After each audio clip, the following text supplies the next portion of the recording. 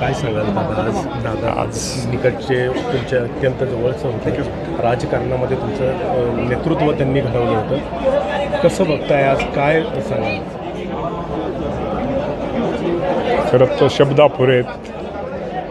दादा आमच्यासाठी सर्व काही होते.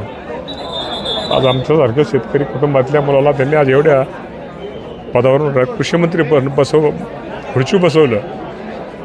एक धाडसी नेता आणि सर्वसामान्य माणसाला बरोबर घेऊन जाणारा नेता. माझ्यासारखे असे हजारो कार्यकर्ते त्यांनी, जे शेतकरी कुटुंबातले असतील, सामान्य कुटुंबातले असतील, या सर्वांना खूप मोठं राजकारणामध्ये स्थान देणारा नेता आज आपल्यात नाही, याचं खूप मोठं दुःख आज आम्हा सर्वांना आहे. आणि खरं आमच्या आयुष्यात खूप मोठी आमच्या सगळ्यांची हे हानी आहे. दुःख आम्ही आमच्या आयुष्यात कधी विसरू शकणार नाही आहे.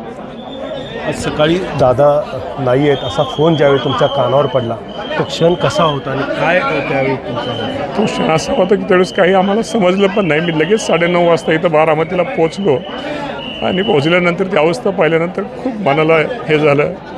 हे शब्दही तिथं होत नव्हते आमचे.